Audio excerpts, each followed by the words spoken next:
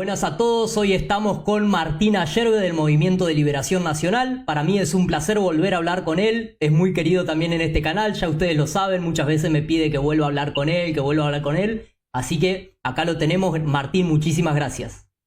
No, a vos, Frank, que te admiro mucho lo que haces porque he visto que además desde que empezaste has crecido muchísimo. Eh, no hablo de evolución porque eso en realidad no creemos en la teoría de la evolución. Nosotros creemos en el diseño, pero sí creemos en la virtud del hombre.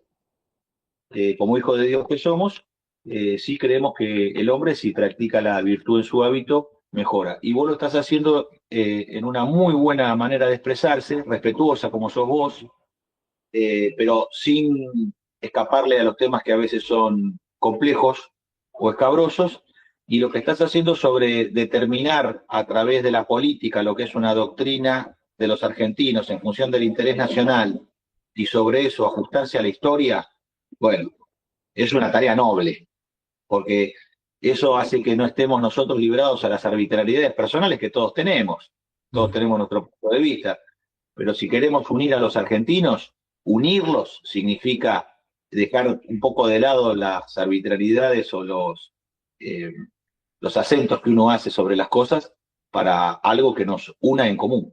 Muchas gracias por tus palabras, Martín. Y bueno, Larralde decía unifique en una de sus canciones, unifique es ley de patriotismo. Así que, bueno, por ahí uno puede sonar soberbio, por ahí algunos pueden ver y dicen, ¿y este pibito quién es? ¿Cómo habla?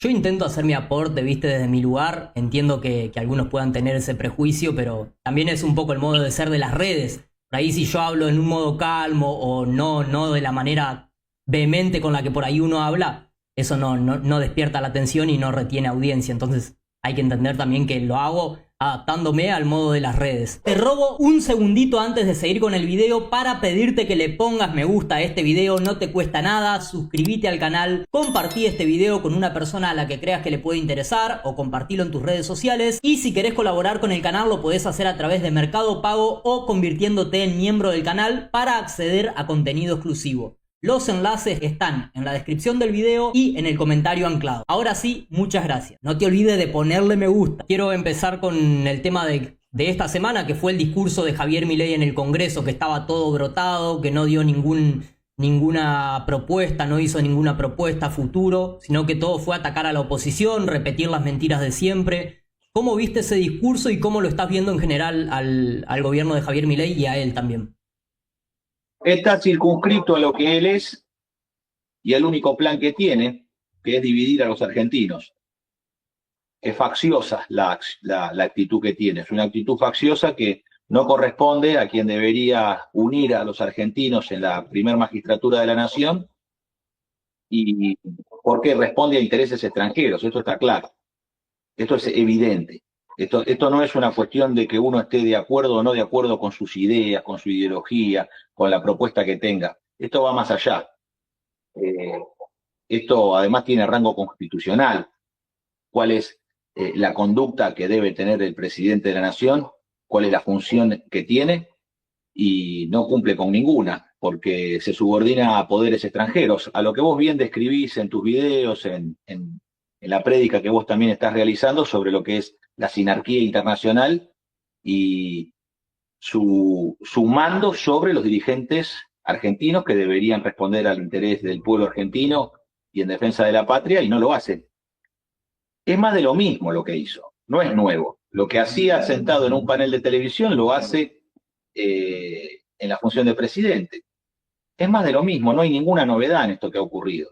Confirma lo que es y es el juego que le conviene a él y al extranjero que él... Son tres embajadas, que en realidad es una sola. Si Estados Unidos ha sido el músculo de los ingleses, bueno, hoy es el músculo de Israel. Fíjate lo que está pasando en el mundo, el desastre al cual nos están llevando, Ya al vamos a ir a peligro eso. de una guerra total. Esto es. Y al peligro de a una guerra total, ¿contra qué?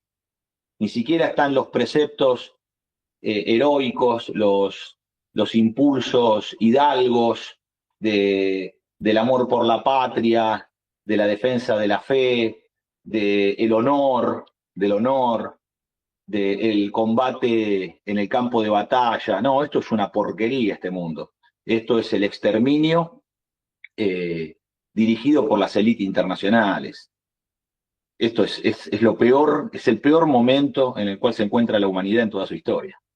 Sí, la verdad que uno de los primeros objetivos de este conflicto, después vamos a ahondar en esto, fue una escuela de niñas, entonces, y los videos que se ven en las redes sociales de drones, casi que burlando a los soldados antes de terminar con su vida, es como que no hay honor, no hay pudor, no, ni siquiera buscan una justificación real como para atacar, esto lo hago porque sí, son realmente satánicos y vamos a ahondar en eso más adelante. Sobre Javier Milei quería preguntarte también, porque a él se lo ve gritón, se lo ve que ha vuelto a estos modos, pero también envalentonado por las victorias que ha tenido en las leyes que han sacado últimamente, la ley de glaciares, la reforma laboral, la baja edad de imputabilidad. ¿Qué opinás sobre cuál de esas querés comentar un poco? Bueno, sobre la ley de glaciares, yo creo que la expresión que ha tenido García Cuerva eh, como autoridad de la Iglesia Católica, eh, hay que escuchar esa parábola de que los glaciares son las catedrales del agua. Y esto es importante verlo desde el punto de vista de lo sagrado de la obra de Dios, donde nosotros, si bien podemos enseñorearnos en el mundo, sobre el mundo, eso no significa que tengamos potestad para destruirlo. Y los glaciares no son meramente, eh, como dijo un tonto, un estúpido, que son piedras que están a 4.000 metros de altura y no sirven para nada, sino que forman parte de los ecosistemas, de un bioma, en el cual eso que se da en el desierto o en la montaña, aparentemente sin incidencia sobre el conjunto de la vida y la fertilidad de otras regiones, sí tiene incidencia porque en, los, en el Perú, las cuencas que son exorreicas desde el Perú, desde el Alto Perú hacia el Pacífico, hacia el Atlántico, esas cuencas exorreicas, como ser el Amazonas, como ser lo que converge en la cuenca del Paraná, y lo mismo en la cuenca del Orinoco, en la desembocadura en el Caribe, en Venezuela, vos sabés que tienen origen en el goteo de un glaciar en común. Entonces, es para observar eso y hay que tener cierta sensibilidad y conocimiento para poder determinar estos temas. Como todo lo que está pasando en la Argentina, aquellos que tienen conocimiento, aquellos que tienen cierta sabiduría para tratar algunos temas, o incluso las comunidades, ya sea en los territorios o las incumbencias que tienen por función, en el caso de los trabajadores y la reforma laboral, nadie es convocado. Está todo en manos de abogados que responden a las compañías internacionales. Entonces, no están los trabajadores ni los empresarios en lo que hace a un debate sobre la reforma laboral o sobre una reforma impositiva. Y no están los geógrafos, no están los geólogos, no están los estudiosos de los asuntos hídricos en este tema. Esto es el reemplazo de las verdaderas figuras que deberían ser las que protagonicen los grandes debates nacionales para tomar las grandes decisiones nacionales, y todo esto está reemplazado por el orden de la burguesía, y su figura es el abogado, que todo lo quiere negociar. No me refiero, por supuesto, a aquellos que se ganan la vida en la profesión del derecho, como si tenemos muy buenos y propios, como yo puedo rescatar, además de, por ejemplo, grandes figuras del constitucionalismo argentino, como puede ser el doctor Cosio, que ha creado la idea del, de una expresión constitucional comunitaria en el cual el derecho es un acto de realización permanente y la sentencia es un acto vivo sobre las decisiones que se toman, sobre la concepción de que el juez tiene que ser un hombre bueno, que busque realizar el bien común. Todos estos preceptos generales, como también hombres del derecho, como ha sido el autor o quien escribió principalmente la Constitución del 49, Arturo Sampay. Bueno, hay grandes hombres argentinos que se han dedicado al derecho, pero este no es el caso. Y la Estos reacción, son, vos mencionaste ahí los trabajadores, la reacción sindical o la relación de la CGT con el gobierno, ¿qué ves ahí? yo lo que observo es que los trabajadores solamente tenemos a los gremios, que son aquellos que están en nuestra defensa, los gremios en general.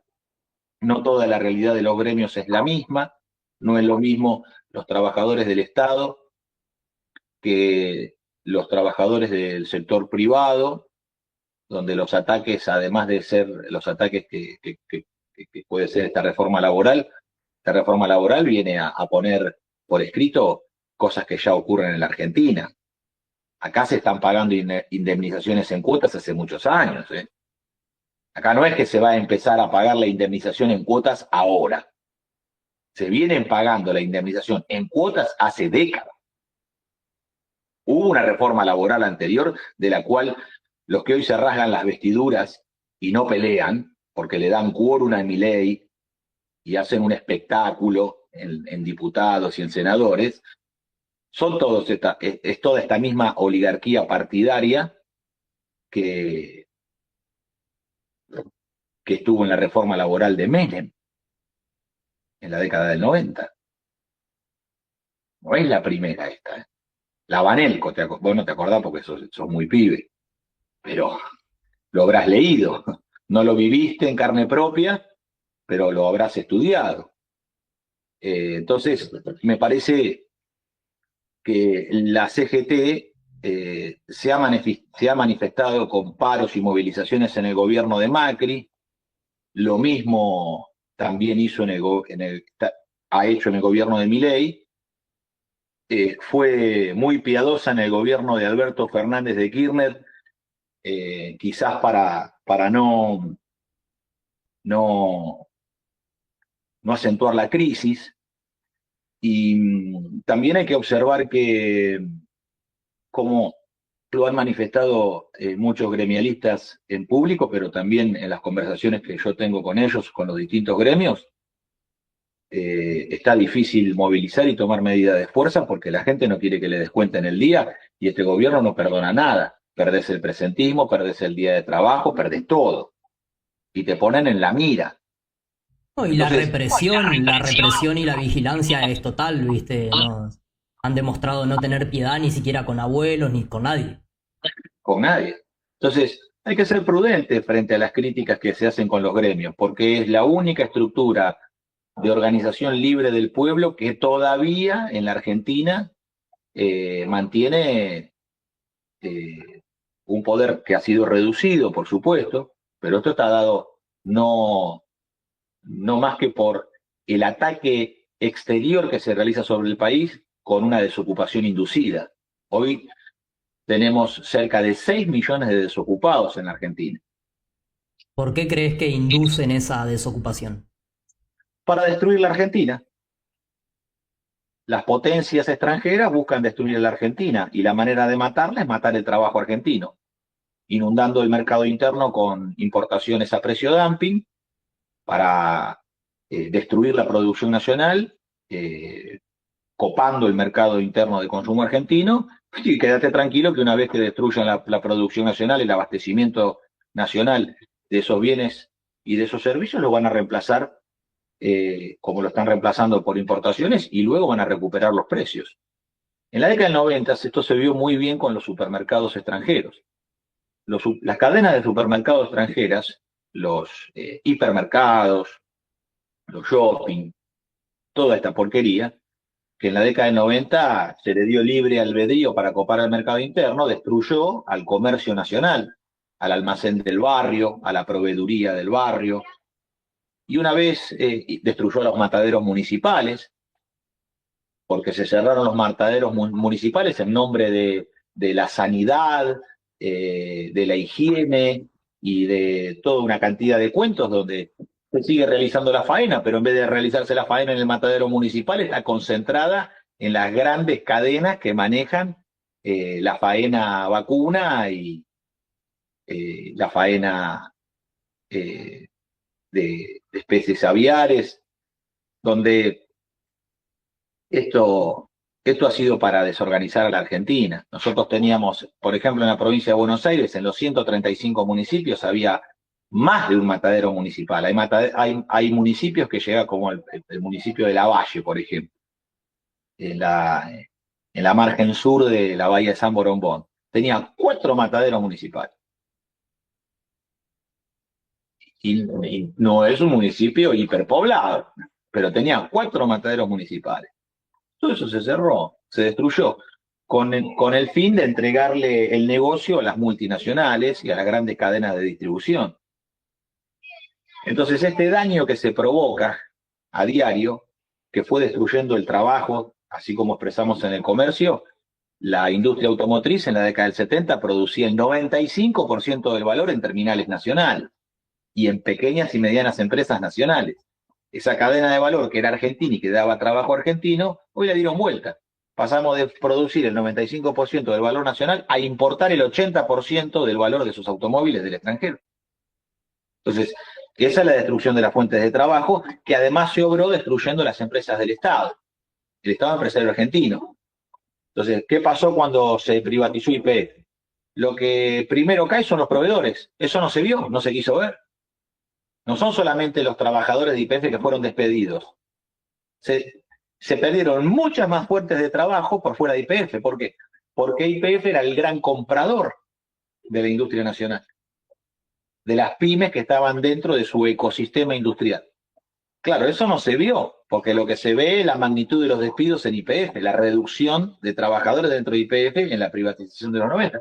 Pero todos los talleres de tornería, las pymes que los abastecían para la cadena de valor de YPF, ese fue un daño profundo que se hizo y que hoy nosotros lo podemos mencionar de acuerdo a los estudios que nosotros tenemos, que están en función no de estudiar el mal que se hizo, sino de proyectar un porvenir argentino de pleno empleo con la movilización total del trabajo.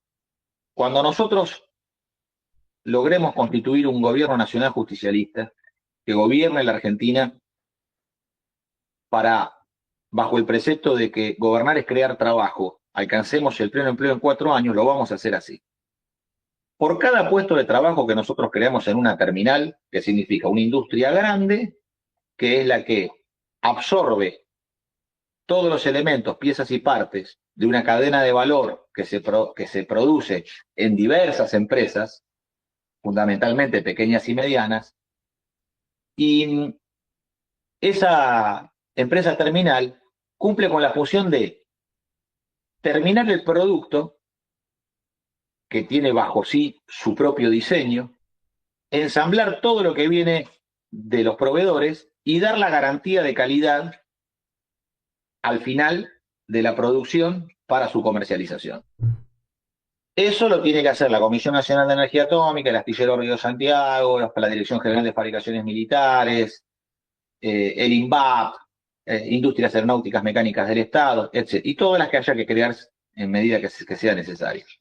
Ahora, por cada puesto de trabajo en una terminal, se demandan un promedio de 3 trabajos en la pequeña y mediana empresa que lo abastece. O sea que un trabajo en terminal genera 3 por demanda industrial. Pero esos 4 puestos de trabajo, uno de la terminal más 3 de los proveedores, esos 4 puestos de trabajo industriales, cuando consumen esos trabajadores, generan 6 trabajos más por consumo. Ahí es donde está el comercio, ahí donde están lo que se llama trabajo indirecto, que no está dentro de la cadena de valor industrial, pero que son la mayoría de los trabajos que hay. Ahora, esos trabajos dependen estrictamente de que haya 1 en la terminal y 3 en los proveedores. Si no hay esos 3 de proveedores que yo te estoy mencionando, como en el caso actual de las cadenas de valor en las automotrices, en las industrias livianas, de artículos del hogar, de la industria del blanco, de heladeras, calefones, termotanques, ¿qué ocurre? Tenés el puesto de la terminal y un puesto y medio más que se va a dar en consumo. Pero esos 3 que no están, porque ensamblan piezas extranjeras, como es el caso de las autopartes, no me van a generar esos 6 en el consumo final. Entonces tengo un quebranto, ya no medido en dinero, sino que tengo un quebranto medido en puestos de trabajo, que es como nosotros tenemos que pensar la Argentina, la nueva Argentina. No medir en dinero, sino medir en puestos de trabajo. ¿Cuál es el quebranto que yo tengo en puestos de trabajo? Porque eso es lo que determina el orden de nuestra comunidad. Entonces, el pleno empleo va a depender de una política de nacionalización de las cadenas de valor, donde la Argentina pueda alcanzar todos estos trabajos que necesita mediante este esquema que nosotros proponemos, que es el de Estado empresario y pyme asociada.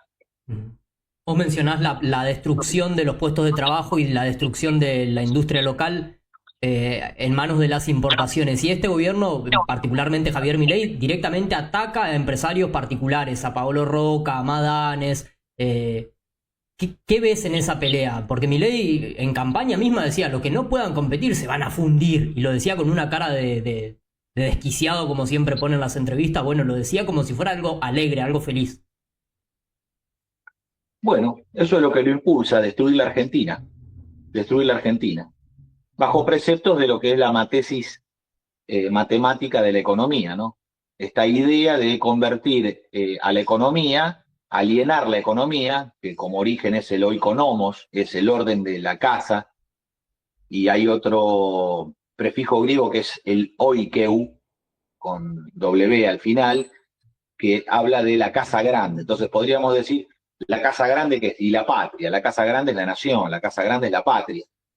Ese orden de la casa de la familia o de la casa grande, que es la de todas las familias argentinas, convertirlo en una disciplina que es todo ajustarlo a una matesis matemática donde todo pueda tener expresión numérica y matemática. Bueno, con eso no se puede construir una nación, con eso no se puede resolver los problemas del pueblo. Bueno, es el problema de las escuelas liberales económicas que hay en la Argentina. Entonces, nosotros tenemos que ir a una economía nacional, y esa economía nacional existe, la economía nacional justicialista, y hay una economía nacional que existe, que es aquella que tiene al Estado empresario como conductor del proceso económico, como nave insignia, que es la que tiene el factor de escala, el tamaño y la envergadura para poder defender el mercado interno y además para poder dar el despliegue y desarrollo científico-técnico.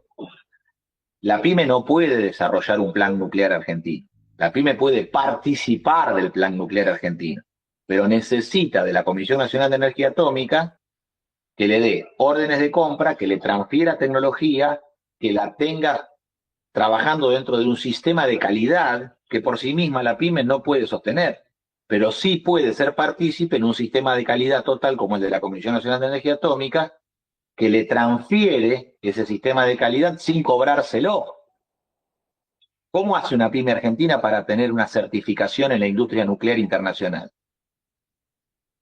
Ahora, sí puede certificar lo que produce a través de la Comisión Nacional de Energía Atómica y eso la califica como proveedor nuclear y sí le permite vender en el mundo. ¿Pero por qué? Porque el respaldo lo tiene por la Comisión Nacional de Energía Atómica. Entonces, si es proveedor de la Comisión Nacional de Energía Atómica, está dentro no solo del sistema de calidad, sino del prestigio internacional. Entonces, en el mundo pueden comprarle. ¿Por qué? Porque dice, trabaja para la Comisión Nacional de Energía Atómica en la Argentina. Entonces es un proveedor calificado. Y si calificó para lo nuclear, imagínate que puede fabricar cualquier fierro, cualquier elemento para cualquier otro tipo de industria, como la aeronáutica, la aeroespacial, la ferroviaria, ni hablar, la naval, la que fuere. Se le pone a tiro todo a partir de este desarrollo virtuoso que da el Estado empresario. Porque el Estado empresario persigue fines nacionales, no económicos. Si bien participa del proceso económico, no es su única tarea el proceso económico. Juega en un universo de orden y de rango superior, que es el desarrollo nacional, que es la soberanía nacional, que es la independencia económica, a través del salario y la relación contractual del trabajo, juega dentro del campo del desarrollo de la justicia social. También en el nacionalismo cultural juega porque el trabajo crea cultura y hace a la cultura nacional. Si nosotros no vamos de la energía nuclear, nos vamos a la industria automotriz y vemos lo que fue la gloria del automovilismo argentino, Bueno, eso es parte de la cultura nacional. El turismo carretera es tan cultura nacional como lo es el tango, como lo es la samba, como lo son otras expresiones. Y ello requiere de una conducción nacional, porque si no es entregar los mandos al extranjero, a la División Internacional del Trabajo y al orden de las multinacionales. Y aquí hay un problema que termina afectando la vida del trabajador singular, de la persona, en la figura de trabajador. No hablando en particular de cada uno de nosotros, sino la figura del trabajador en el mundo. Si nosotros perdemos el dominio de investigar, diseñar, probar, practicar, errar, corregir, hasta alcanzar la meta que nos pusimos, tenemos dominio sobre la actividad. Y el dominio sobre la actividad nos da la autarquía industrial para producir. Después vienen los medios que permiten, los medios económicos que permiten concretarla. Pero esa soberanía, esa autarquía, no nace de los medios, nace del espíritu del trabajador. Entonces, nosotros buscamos tener dominio de la técnica, porque ese dominio de la técnica es el que a nosotros después nos permite determinar qué tenemos que producir en la Argentina. E incluso, qué cosa importamos y qué cosa no. Porque si uno no sabe cómo fabricar las cosas, tampoco puede determinar su calidad al comprarlas. Ahí va, ahí quiero meterme en esto. Porque yo veo que, por ejemplo, con Paolo Roca o con determinados empresarios que apoyaron a este gobierno en un principio y ahora están reculando y pidiendo protección y pidiendo aranceles y demás. Y veo que el discurso del gobierno se basa en medias verdades, en el sentido de que cuando Milei habla en contra de los empresarios o de los empresarios prebendarios, nadie lo puede negar. Nadie puede negar en Argentina que hay empresarios que se hicieron ricos o que hicieron grandes negocios a costa de tener buenas relaciones con determinados gobiernos o que hicieron chanchullos con gobiernos. Eso nadie lo puede negar. Ahora, él trabaja también para empresarios o empresarios prebendarios. También Milei denuncia, no, lo que pasa es que estos empresarios nacionales quieren cazar en el zoológico. Entonces, ¿cómo uno puede plantear, yo quiero defender la industria nacional, que personalmente que es lo que yo creo y creo que vos también, defender la industria nacional, pero al mismo tiempo también defender el poder adquisitivo y defender al consumidor? Y evitar eso que dice Milei de que cacen en el zoológico o que se abusen los empresarios nacionales. ¿Y cómo explica Milei que Eduardo Urnequian maneje los aeropuertos argentinos que deberían estar en manos de la Fuerza Aérea Argentina, la Policía de Seguridad Aeroportuaria y una empresa logística nacional, al igual que los puertos, que sea una empresa estatal, porque es de donde salen y entran las cosas? Los puertos y los aeropuertos son líneas de frontera. El aeropuerto, no importa que esté enclavado, no sé, en Ezeiza, donde está. Yo estoy acá en La Matanza. A pocos kilómetros tengo el aeropuerto de Ezeiza. Está bien, no limita con una nación extranjera, pero el aeropuerto en sí mismo, en su concepción, una vez que el avión parte, es línea de frontera. Sale a otro país. Entonces, pareciera ser que Urnequian sí caza en el zoológico. Sí, y Elstein también es un empresario prebendario. Por eso digo, pero existe la figura. Ah, bueno, pero el que está cazando en el zoológico es él, es Urnequian, manejando los aeropuertos que tendrían que estar en manos de la Fuerza Aérea y la Policía de Seguridad Aeroportuaria como corresponde y ser empresas del Estado. Lo mismo que los puertos, que tendrían que estar conducidos por el Estado argentino con participación de la Armada y de la Prefectura Naval Argentina. Entonces, tampoco hay que caer en esta falsa dicotomía donde se confunde todo. Y lo pongo con el ejemplo de Paolo Roca. Hay que observar algo. Somisa no es una empresa que creó Paolo Roca. Lo que hoy denomina Ansidersa, integrante de Aceros Paraná, parte de Tenaris, todos los conglomerados de sociedades anónimas empresarias, en las cuales están encubiertas las sociedades y además están encubiertos los medios de producción de ellas, de esas mismas sociedades, es una fábrica militar del ejército argentino. En San Nicolás, lo que explota, los medios de producción que explota Roca, son medios de producción creados por el ejército argentino a través de la figura del Estado empresario argentino. Somisa, bajo la ley 12.987 del Plan Siderúrgico Argentino, que el general Perón le aprueba al general Sabio en 1946. Eso es Somisa. La mayor fábrica de acero integrada de la Argentina es una fábrica militar de acero.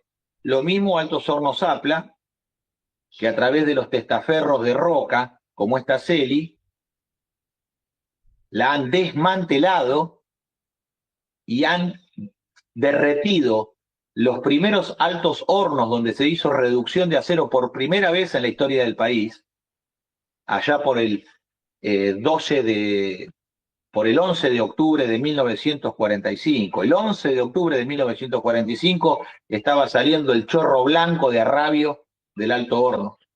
El 12 de octubre lo meten preso a Perón y el 17 de octubre el pueblo va al rescate de su general. Ahí se da la nación en armas en Altos Hornos Zapla, bajo la concepción del general Sabio de que sin acero seremos siempre vasallos, y se da el pueblo en armas el 17 de octubre. Vos fijate lo que son esos tiempos, ese kairós argentino que se da entre el 11 y el 17, en 6 días, lo que fuimos capaces de obrar, y esto, que es patrimonio de los argentinos, ha sido, en el caso de Altos Hornos Zapla, desmantelado. Han derretido los altos hornos en los hornos eléctricos, como si fueran chatarra, cuando en realidad el material que obtienen de ese acto de guerra contra el país es muy poco económicamente, y el valor que tiene el símbolo nacional, esos altos hornos, son los que tendrían que seguir, esos altos hornos tendrían que seguir dentro de Altos Hornos Zapla como en la figura de escuela fábrica, y que los jóvenes argentinos pudieran, los jóvenes que están en la educación técnica, pudieran ir a Altos Hornos Zapla a conocer y a ser partícipes de la epopeya del acero argentino, para que esos jóvenes sepan que fuimos capaces de hacer eso en su tiempo y de que seremos capaces cada vez que entreguen la patria a manos extranjeras. Entonces, por eso hay que saber distinguir. Roca se hizo de Somisa pagando un 5% de su valor real, con títulos basura de la deuda externa. Paolo Roca, que no es argentino. Entonces, No es argentino y tiene su centro económico en Luxemburgo, en un paraíso fiscal. porque ahora en algún sector se planteó esto, como Milei ataca a Roca, Roca es el bueno y salir a defenderlo a Roca. No se puede pensar así, porque es no pensar. Tenemos que pensar de verdad los argentinos, porque si no pareciera de que ya está todo bien, de que esta condición está todo bien, de que todo funciona bien en la Argentina, y hace 50 años que estamos en una espiral de decadencia que nos está destruyendo. Y te digo más, si vos decís, che, no, pero hay una cierta crítica que se puede hacer del empresariado, que cuando viene un gobierno peronista le hacen la contra y siempre terminan apoyando gobiernos liberales y después piden que vuelva al proteccionismo y que vuelva a la defensa de la industria. Y parece que hoy en día ya no se puede hacer esa crítica porque te convertís en igual a Milei. Bueno, eso es lo que hace el kirchnerismo. El kirchnerismo se dedica a hacer eso. Se dedica a marcar, a señalar y a cancelar a todo lo que no se le subordine. Pero está en un ocaso en el cual es irreversible. Su tiempo político se acabó, está agotado, y lo que retienen son los cargos. Es una oligarquía partidaria que se ha constituido en una oligarquía estatal, tiene más de 30.000 funcionarios, hoy, aunque gobierne Milei. Ellos pierden las elecciones y capaz que no ponen el presidente, pero mantienen toda su estructura. Entonces, nosotros tenemos que mantenernos firmes desde el movimiento nacional en, primero, saber cuál es la verdadera historia en cómo se hizo grande a la Argentina. Porque la Argentina potencia de la cual hablaba Perón, cuando uno habla de potencia e inmediatamente habla de acto, ¿verdad? Filosóficamente uno va a hablar de potencia y acto.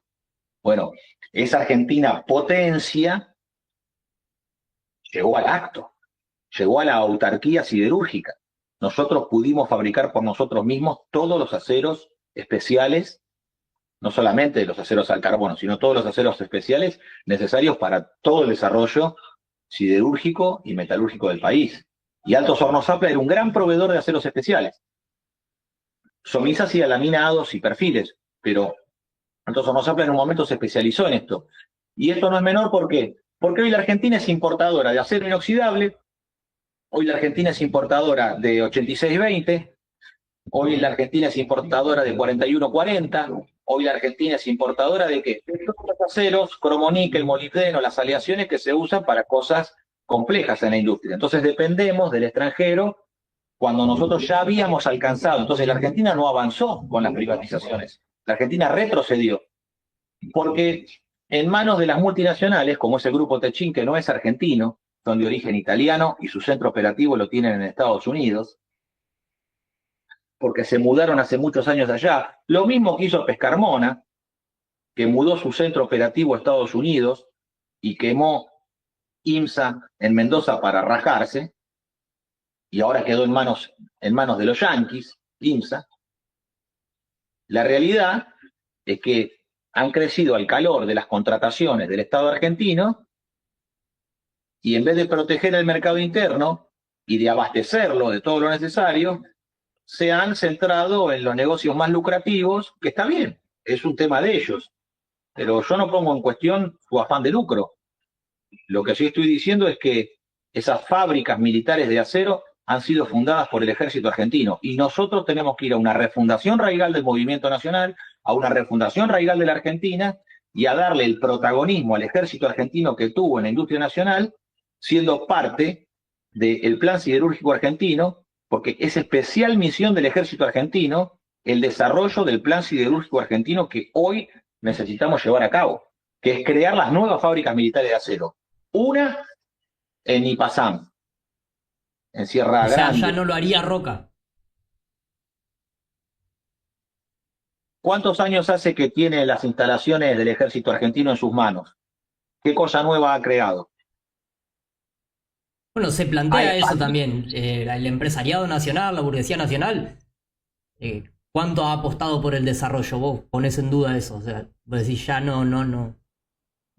Yo creo que lo que existe son empresarios nacionales, más que una burguesía nacional en ese sentido. Creo que hay empresarios nacionales muy buenos, hay muchos muy buenos, de distinto tamaño, que se han dedicado a la fabricación en el país y que lo siguen haciendo y no abandonan.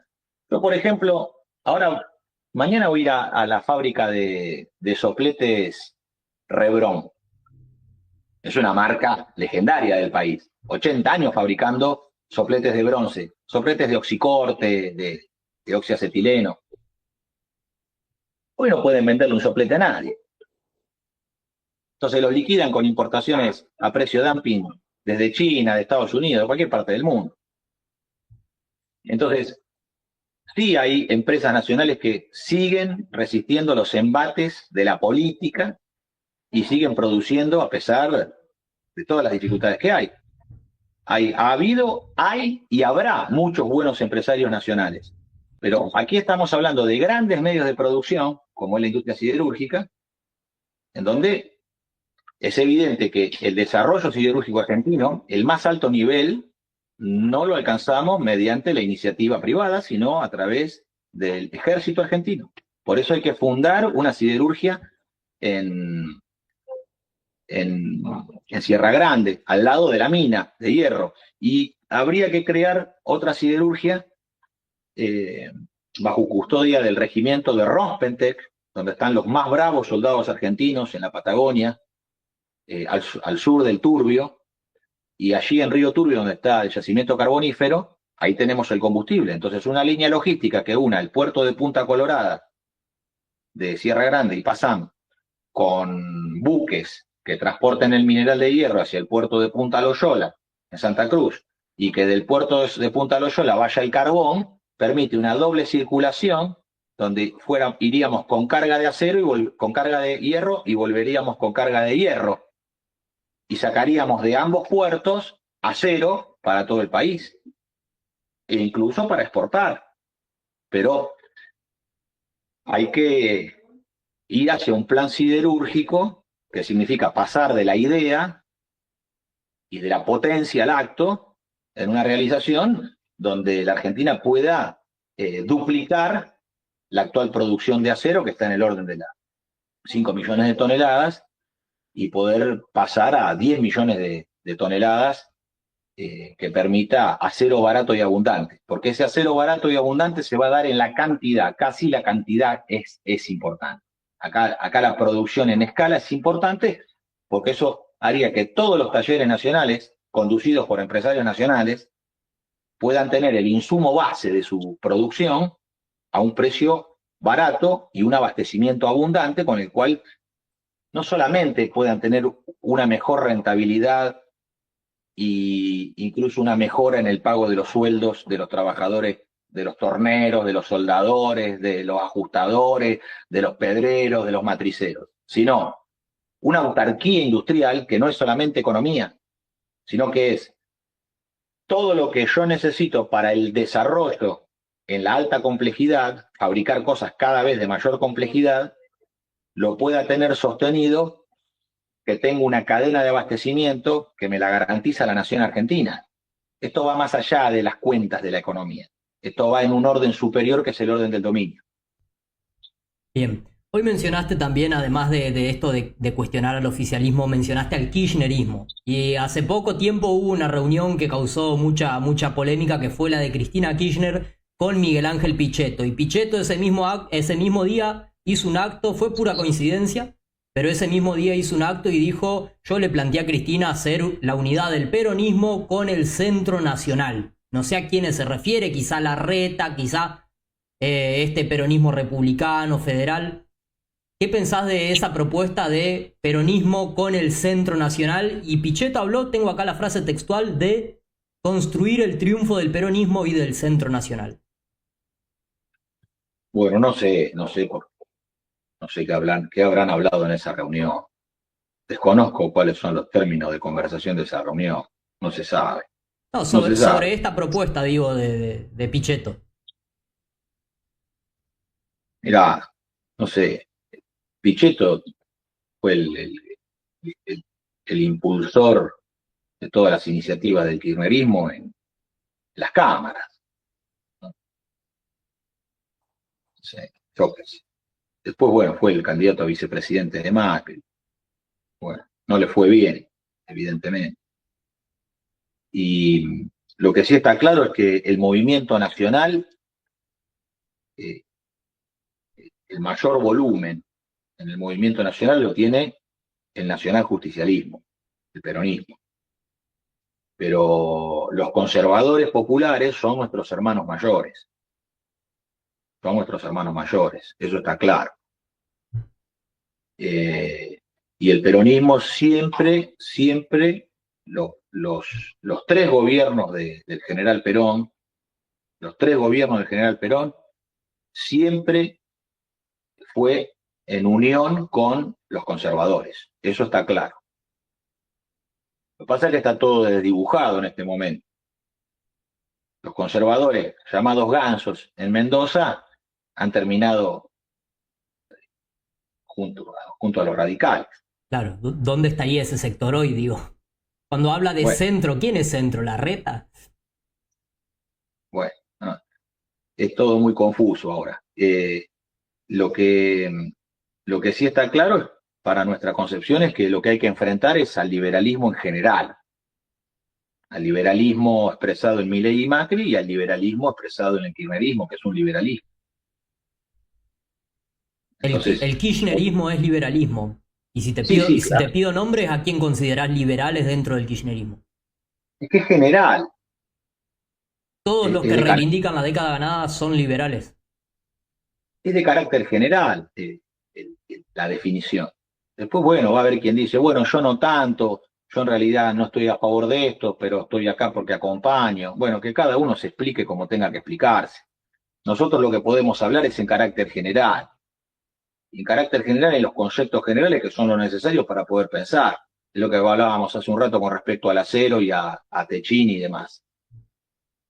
Si nosotros nos olvidamos de que Somis es una fábrica militar de acero y creemos que eso ese emporio lo inventó Roca, no puso ni la guita, porque ni siquiera es que lo pagó, puso el 5% con títulos basura de la deuda externa. Entonces, ¿cuál fue el beneficio para la Argentina? Ninguno. Se terminó extranjerizando una empresa que estaba dedicada al desarrollo nacional para que un privado extranjero haga un negocio para sí.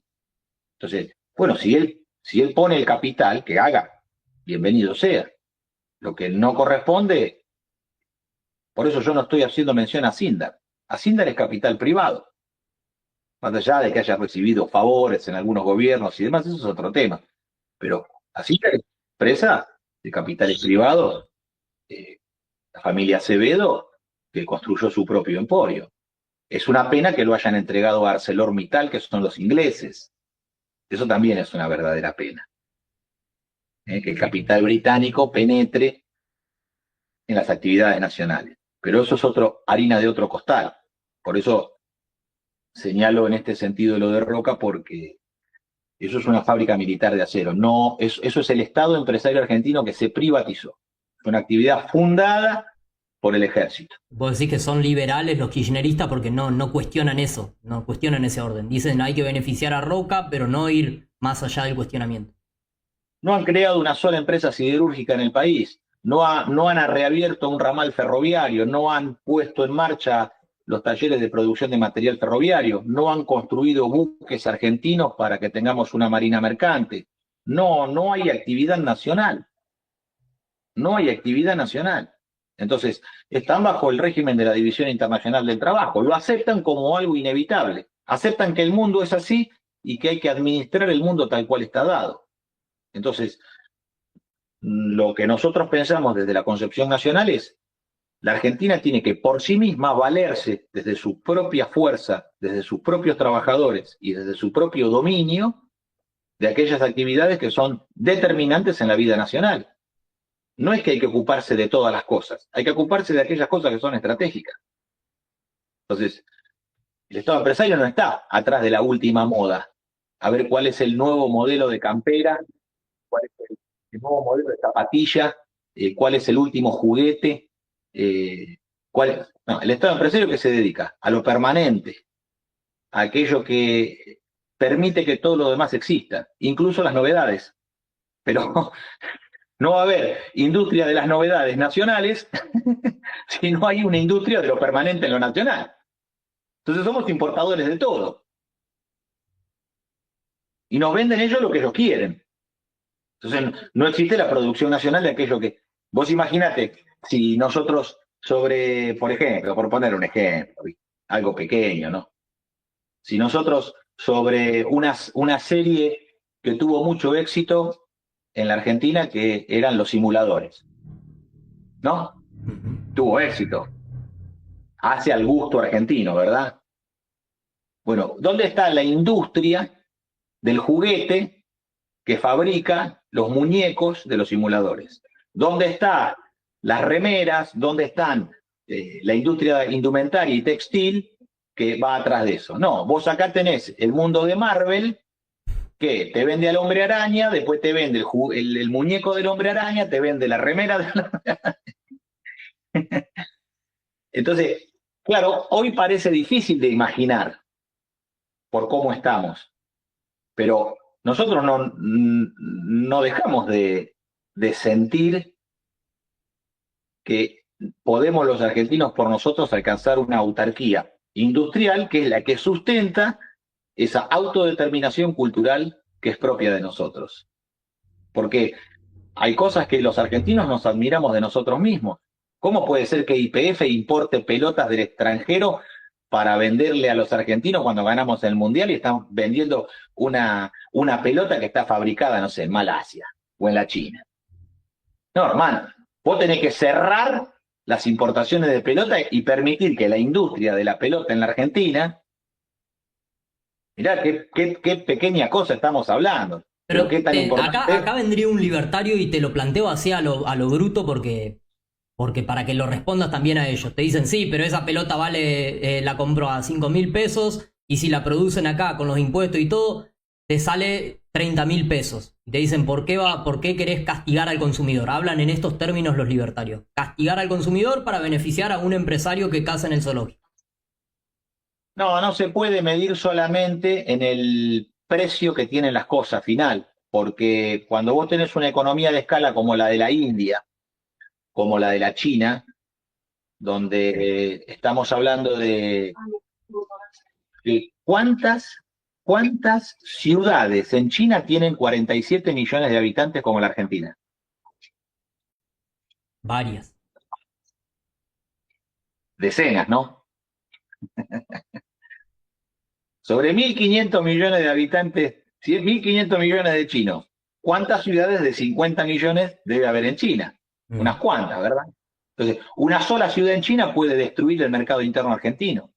Son poderes internacionales, no hay que pensarlo solamente en el precio final del consumidor. Hay que ver la geopolítica. Lo que pasa es que los liberales, ¿qué quieren decir? La geopolítica la función de la geopolítica para los liberales, porque además es otro tema también que yo vengo conversando con Juan Archibaldo Lanús, que es el gran último diplomático que nos queda a los argentinos. Atrás de él hay una escuela, ¿eh? Atrás de él hay una escuela que también va a tener mucho para decir y mucho para hacer en el futuro, con hombres que son seguidores, ¿no? Como Lascano Iberia. Lascano Iberia es un querido amigo, hombre, mano derecha de Juan Archibaldo Lanús, que continúa. Y hay jóvenes también que en la diplomacia argentina van a tener una tarea preponderante en el futuro. Pero Juan Archibaldo Lanús dice, claro, la geopolítica vino a reemplazar las relaciones internacionales. Parece meramente una cuestión semántica. Y bueno, es lo mismo, las relaciones internacionales y la geopolítica. No, no, la geopolítica está cargada de ideología.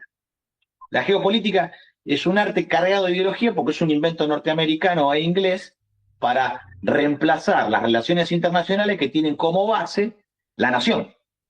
La relación internacional tiene como base, de punto de partida, los intereses de la nación y cómo esos intereses de la nación se juegan en el mundo. Ahora, la geopolítica no.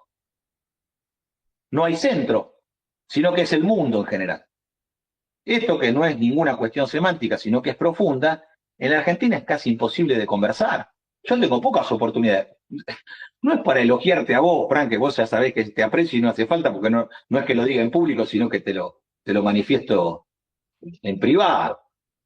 Pero yo tengo poca oportunidad de poder conversar esto frente a las urgencias mediáticas y la comunicación. Hacemos 1.500 notas por día y de las 1.500 notas que hacemos, ¿y cuál vale la pena? Ninguna. Porque no se puede verdaderamente darse el tiempo para la reflexión, para la meditación entre argentinos. Entonces, en esto, si uno observa que una sola ciudad china de decenas de ciudades de 50 millones de habitantes puede copar el mercado interno argentino, imagínate que cuando ellos en la producción total de su país, hace décadas atrás, en la década del 80, en el 70 y los 80, se hablaba de la crisis de sobreproducción capitalista. Era un tema que estaba en la agenda política. Hace 50 años atrás, la agenda política hablaba de la crisis de superproducción internacional. Que se podía fabricar mucho más de lo necesario y no se sabía qué hacer con eso, porque se iba la competencia en los mercados y algunos ganaban y otros perdían. Ahora, ¿qué hacían esos que perdían con ese sobrestock? Lo tenían que liquidar. ¿Cómo lo liquidan? A precio dumping. ¿Qué crearon para liquidar eso a precio dumping? Las zonas francas, que son un orden internacional incrustado en la nación argentina. Es una aduana que no es una aduana, es una zona franca. Entonces, como por ejemplo en Estados Unidos, en Japón, en Francia, en Inglaterra, sobre el stock que tiene la empresa se le cobra impuesto a las ganancias, los tipos se tienen que sacar de encima la producción. Entonces hay un aliento a las exportaciones que está dada por este régimen. Cobrarle lo que le retengan dentro del país, pero si lo sacaran a una zona franca, ya no pagan. Entonces, ¿qué hacen? Acumulan el sobrestock en las zonas francas. ¿A qué precio? A un precio que está totalmente amortizado. Los bienes de capital están amortizados. Los salarios de los trabajadores están recontra amortizados. ¿Qué tienen que poner? Un poco de materia prima más. Entonces, ¿a qué te venden? Al precio de la materia prima. ¿A qué precio está vendiendo China en la Argentina? Al precio de la materia prima, querido. Al precio de la materia prima. Entonces, y hay pocos que hablamos de esto. Incluso con Guillermo Moreno, con el cual tenemos amplias diferencias que ya son conocidas en el sentido del rol del Estado empresario, el sector privado, el alineamiento internacional, la geopolítica o las relaciones exteriores, como corresponde decir. Él esto lo está planteando. ¿Quién estaba vendiendo por debajo del costo? Entonces, ¿qué precio te da? Te da el precio del costo. Bueno, eso no es un precio. ¿A ellos les sirve? Sí, a nosotros no. Porque si pasamos de 5 millones de desocupados con Alberto Fernández de Kirchner a que hoy tenemos 6 millones de desocupados ya en el segundo año de Milei, y probablemente nos deje un tendal de 1 millón más y tengamos 7 millones de desocupados en la Argentina, ¿qué van a consumir? Productos de pésima calidad chinos. ¿Y cómo lo van a pagar? Con un plan social. Entonces te van a terminar metiendo la renta universal por la fuerza. Sí, el otro día Va. Milei en el discurso dijo, aumentamos la guacha, aumentamos los planes. Pero ¿cómo ustedes no venían a terminar con eso? Y se han viralizado clips de cómo él dice, sacamos 6 millones, 11 millones, 12 millones, 14 millones de personas de la pobreza. Todo el tiempo un relato, ¿viste? Y a la vez aumentan los planes, pero ¿cómo? Si hay menos pobres debería haber menos. No tiene ni sentido. Un kirchnerismo de otro signo. Sí. No me quiero ir de Milei, eso que mencionaste de Moreno. Milei es un kirchnerismo de otro signo. Han creado, el kirchnerismo creó su propio villano. Lo intentó hacer con Macri, le fue más o menos, y con Milei lo terminó de completar. ¿Para qué? Porque jugando bajo la doctrina demoníaca del mal menor, que el padre Castellani supo bien enseñar, maldito sea el mal menor, porque al fin y al cabo termina siendo el mal, maldito el que inventó el mal menor, kirchnerismo se ha dado cuenta de que es un mejor negocio y que por eso le dejan, como le dejaron, le permitieron a Macri no solamente el endeudamiento que tomó en el extranjero, sino que Alberto Fernández de Kirchner, que prometió que lo iba a revisar, le firmaron todo. A Milei también le están dejando hacer todo el mal posible para volver. Con su cántico, vamos a volver. Entonces ellos ya están cantando, vamos a volver, ¿por qué? Y porque le dan quórum en todas las sesiones a Milei. Cuando Milei no tenía mayoría, le daban quórum. Ahora que ganó mayoría, le van a dar quórum. Bueno, alguien que Para que hablaba obre. de eso, de nuevo, porque nos quedó colgado ese tema, alguien que hablaba de eso, de darle gobernabilidad, de que un blanqueo no se le niega a nadie, era Pichetto. Si te dicen a vos, y ahora plantean esto, hay que hacer un frente como Lula da Silva, todos contra Milei, el centro y el peronismo. Si te dicen, el MLN va a estar en este frente de peronismo con el centro versus Milei, ¿qué respondería? ¿Ustedes están ahí o no? Eso es falso, porque ellos no han hecho ni hacen eso. ¿Qué cosa? Ellos cuando dicen vamos a hacer un gran frente contra Milei, no es un gran frente contra Milei, son ellos que dicen vení votame, vení subordinate. Frank, yo ya fui 7 veces al Instituto Patria, no voy más. Nos convocaron después de que habían perdido la elección con Macri, nos convocaron porque nos conocen y porque saben quiénes somos, para conversar sobre comercio exterior, marina mercante, puertos, empresa logística, ferrocarriles y demás. ¿Qué pasó? Nada, absolutamente nada. Entonces no perdemos más. ¿Por qué? Porque es un perdedero de tiempo eso. Y Entonces, este nuevo planteo también va a ser pérdida de tiempo. Porque el planteo es similar al frente de todos. Todos contra Milei. Pero pará, así sí, es. hasta hace poco estaban a las puteadas. No, pero ahora es todo contra Milei, esta vez en serio. Es lo mismo que se acaba de obrar en la supuesta interna del peronismo, que no es una interna del peronismo, sino que es una interna de la cámpora. Es una interna de la Cámpora, entre Kicillof y Máximo Kirchner. Es una interna de la Cámpora. ¿Y qué es? ¿Es una interna? No, no fueron internas, tampoco es una interna. O sea, no es una interna del peronismo y tampoco termina siendo una interna de la Cámpora. ¿Qué termina siendo? Cambiar algo para que no cambie nada. Lo pusieron a Kicillof de presidente del partido. Pero ¿quién maneja? ¿Quién es el que maneja? El consejo del partido. ¿Quién maneja las convocatorias?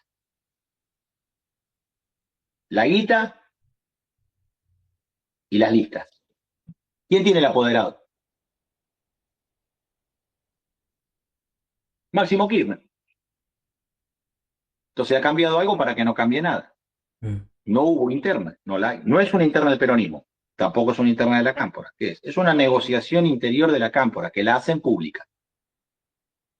La hacen pública para decir, bueno, acá estamos negociando. Esto yo lo dije hace un montón de tiempo que iba a pasar y terminó, lamentablemente, como nosotros dijimos que iba a terminar.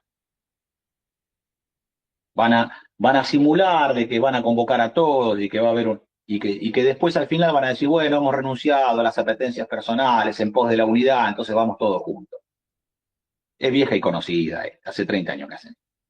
Ahora con estos personajes nuevos, porque por una cuestión biológica van recambiando, pero solamente es un recambio biológico después. En los contenidos, en el proyecto es lo mismo. Hay que Es lo mismo. perdonarse, dijo Pichetto, perdonar el pasado, perdonar lo que se dijo, las diferencias, perdonarse y ahora tabula rasa. Es un planteo medio parecido al de Milei, tabula rasa, ahora de cero, todos juntos. Entonces Bueno, doy por descontado como respuesta final de que no, porque ya se intentó en el pasado, entonces ustedes no integrarían este gran frente anti-Milei. es que no es tal. Y además, el pueblo argentino no está clamando por un frente anti-Milei. El pueblo argentino clama por otras cosas. Clama por trabajo, para lo cual nosotros proponemos Estado empresario y pyme, nacionalización del comercio exterior para determinar qué entra y qué sale y a qué precio, un Consejo Superior del Comercio Exterior integrado por los productores agropecuarios, por los gremios, por los organismos de ciencia y técnica como el INTA, como el SENASA, como la ANMAT, con los cuales se pueda determinar a qué precio se vende en el extranjero, y esto no esté bajo el arbitrio de las multinacionales, sino que exista una corporación del Estado que, nucleando a los productores, le dé fuerza en la comercialización internacional y que también determine a través del INTI, el Instituto Nacional de Tecnología Industrial, también de la ANMAT, también del SENASA, también de los organismos de ciencia y técnica, cuáles son las calidades que ingresan al país. Porque la programada que se ha vuelto ley en el consumo argentino, nadie la pone en cuestión. Entran productos con tan escasa vida útil que llevan al argentino a una esclavitud de comprar cosas que se van a romper para seguir comprándolas. Entonces no se capitaliza nunca la familia argentina, porque todo el tiempo tiene que cambiar la heladera, tiene que cambiar el lavarropa, tiene que cambiar la licuadora, tiene que cambiar la estufa, tiene que cambiar los Te estás artículos del hogar. refiriendo a la obsolescencia programada, porque justo no se escuchó ahí esa parte. Sí, a la obsolescencia programada, que es un régimen de esclavitud internacional interior a la División Internacional del Trabajo, para mantenerte sometido a un esquema de compra permanente. Hacía tiempo atrás había algunos que decían, y bueno, pero si las cosas no se rompen, no va a haber trabajo en la fábrica, porque si la gente ya no compra, se van a perder los puestos de trabajo. Los puestos de trabajo no se perdieron por el buen diseño y robustez industrial del país, se perdieron por las importaciones a precio dumping, que es distinto. Entonces, hay que ver cuáles son las verdaderas causas de los males que nos aquejan. Bueno, Y para ello, también Pichetto plantea eso. Cada vez que habla plantea eso. Y es más, en este discurso también dijo, este frente a Milei, el peronismo tiene que hablar de trabajo y producción. Pero no plantea lo mismo que vos, bueno, del Estado empresario y demás. Pero sí se habla de dice trabajo. esto, sí habla en contra del dumping chino, sí dice, incluso tenemos que estar en los BRICS, pero hacer un comercio inteligente con China, dice Pichetto. Bueno, nosotros tampoco planteamos estar en los BRICS. En los BRICS ya está China y ya está India, que con artículos del hogar, con electrónica y con textiles revientan la producción nacional, los talleres, que además son pequeños talleres, no tienen tamaño. Madanes, Quintanilla, cerró FATE, pero no quebró, no tuvo que vender sus propiedades para achicarse y reconvertirse y vivir de su profesión. No, el problema son los pequeños talleres, las pymes, las pequeñas industrias, que una vez que quiebran y que tienen que vender las máquinas que tienen, ¿cómo vuelve a arrancar? ¿Cómo vuelve a fundar una empresa que quizás la fundó el abuelo o el bisabuelo y después el padre y los hijos? Hay cientos de miles de talleres en la Argentina que una vez que quiebran no vuelven a nacer. Entonces, hablar de producción y trabajo así de manera general sin explicar verdaderamente no tiene demasiado valor. Y por otra parte, nosotros tenemos que ir a la unidad continental hispanoamericana, a la unidad iberoamericana. Y esto nosotros lo tenemos que hacer a través de una ley de almirantazgo iberoamericana que sea aquella que pueda reunir a todas las naciones a través de un protocolo de navegación en común en el cual primero reservemos todas las cargas de cabotaje para que todo el cabotaje interior en el continente lo realicemos con una marina mercante de cada nación integrada en una conferencia de fletes iberoamericano. Eso quedaría un mercado reservado para nosotros de transportes y a su vez alimentaría con órdenes de compra a los astilleros nacionales para que la industria naval tenga órdenes de compra para poder producir y generar trabajo en el país. Y a su vez, unir la reserva de carga internacional, que es el derecho a transportar la mitad de las importaciones y la mitad de las exportaciones en buques de bandera nacional, en una reserva de carga continental. De manera que no solamente la Argentina por sí misma transporte la mitad de lo que le corresponde en importaciones y exportaciones, sino que si no tuviéramos nosotros el buque en posición para tomar esa carga, podamos valernos de un buque mexicano, de un buque brasilero, de un buque peruano, de un buque venezolano, colombiano, chileno, con el cual esa conferencia de fletes, lo que se llama shipping en el ambiente de la navegación de ultramar, que es la manera en la cual las grandes navieras internacionales han mantenido su mercado de fletes, hoy en 3 alianzas internacionales, donde las 3 alianzas internacionales que dominan el transporte de ultramar están todas las naciones del norte con posiciones en cada una de las 3 alianzas, porque son cotos de caza internacionales, de gran escala. Lo de la competencia, bueno, te la debo, pero la realidad es que si la Argentina impulsara para el continente una ley de almirantazgo, permitiría que quien tiene capacidad de transportar, tiene capacidad de comerciar, y quien tiene capacidad de comerciar puede determinar precios. A su vez, hacerse de la preferencia por nosotros mismos en la producción y el comercio, e intercambiar en una balanza compensada sin necesitar de divisas extranjeras. De esta manera nosotros podríamos intercambiar nuestras propias producciones y nuestro propio trabajo, beneficiándonos a nosotros mismos en la creación de fuentes de trabajo. Y a partir de allí determinar las tecnologías convenientes, adecuadas, y la obsolescencia programada con respecto a los productos, donde empiezan las normas de clasificación, que son todas principalmente bajo dominio inglés y norteamericano, las normas de clasificación sobre la producción, que establecería un campo de desarrollo de la ciencia y la técnica, donde a partir de ahí el dominio de las actividades está abocado al estímulo en la educación de fomentar la formación profesional. Entonces no estaríamos nosotros ya viendo a ver para dónde va el mundo y qué estudian nuestros pibes, sino que los planes de educación estén sostenidos por un diseño industrial en el cual estudiar una carrera tengo una fuente de trabajo al finalizar esa carrera que se estudia. Eso permitiría a la familia argentina poder planificar.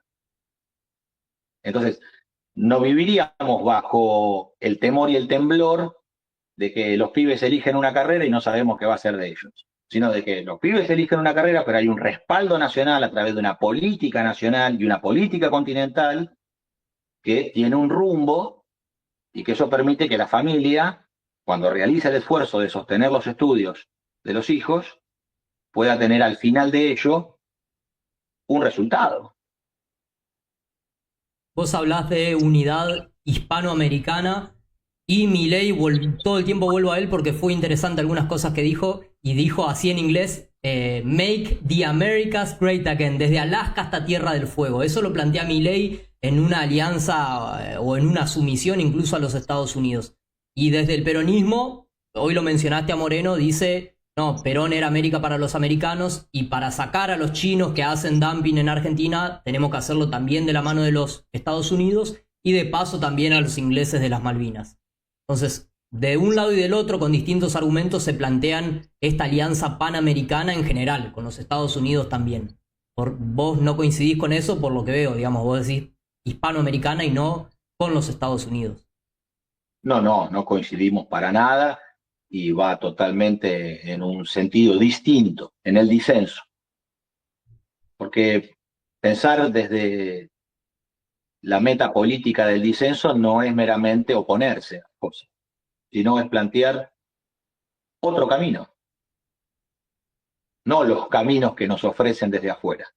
Porque los BRICS van a ofrecernos o alentarnos a su propio dominio, y los norteamericanos lo mismo. Pero nosotros tenemos que, en la preferencia por nosotros mismos, autodeterminarnos. Y la unidad para nosotros es mucho más fácil que la unidad que alcanzaron los europeos. Y mucho más fácil sería que la unidad de los BRICS, que tiene que ver un chino con un indio y un indio con un ruso. Y un ruso con un sudafricano. Y todos ellos que tienen que ver con Brasil.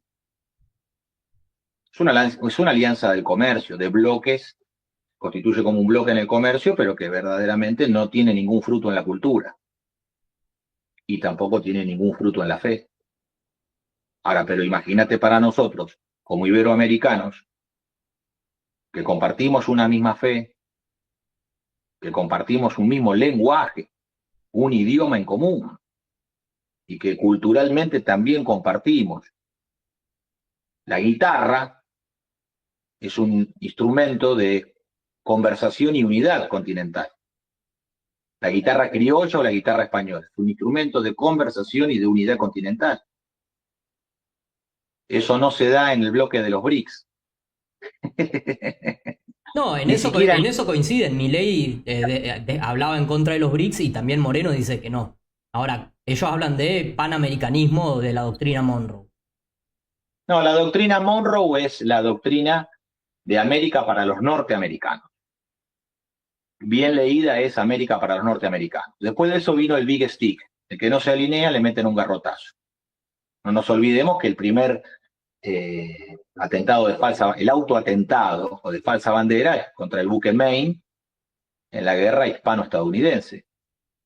Con lo cual los norteamericanos, que le deben la independencia a España, traicionan a todos porque no tienen códigos. No respetan absolutamente nada. Bueno, hoy, el día de hoy mismo, Donald Trump amenazó con cortar el comercio con España porque no le permitieron usar una base militar en España contra Irán. Y van a cortar y parece que volvemos a la época de Franco. Exacto. Entonces lo que ocurre, como vos bien observás, es que ese autoatentado y después los que tuvieron en Pearl Harbor, las Torres Gemelas, ellos son capaces de sacrificar y matar a su propia gente. Con tal de mantener el dominio de las élites que conducen a esa nación. Entonces, no se puede confiar, porque además no respetan los acuerdos. Los hacen y los rompen arbitrariamente cuando lo determinan. En cambio, nosotros tenemos una unidad que es una potencia que hay que convertir en acto, pero que además esto va mucho más allá de las cuestiones económicas, sino va en el sentido de un bloque, una ecúmene que nos integra, y que ese ecúmene es un campo civilizatorio, que tiene una historia, y que esa historia no es solamente los hechos que han ocurrido, esa historia es un destino. Cuando nosotros empezamos a ver las figuras del mundo, ya no vemos la historia como la sucesión de hechos que están documentados. Estamos viendo que en la historia hay tradición, y cuando hay tradición hay familia en común, y que además hay destino. Entonces nosotros ya somos una comunidad de destino. Lo que falta es unirla. Es una política que pueda unirlas, pero la comunidad de destino ya existe.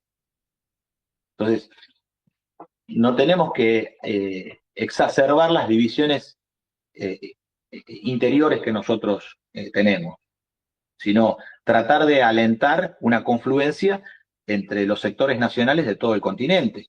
Y además ser conversadores del mundo a través de España, porque nosotros tenemos que conversar con Europa a través de España, de los valores, de la catolicidad, de la hidalguía española, del pactismo aragonés y el cabildo castellano, que es la base de nuestra democracia criolla, no esta democracia liberal de las oligarquías políticas, sino estamos hablando de otra dimensión, que es el pactismo aragonés y el cabildo castellano. Ese es el orden natural para los criollos, con el cual los argentinos pudimos crear una teoría política que es la de las organizaciones libres del pueblo como factores concurrentes al Estado, donde el soberano es el pueblo, y tiene organizaciones intermedias que son aquellas que reúnen los sentimientos comunes y los intereses compartidos.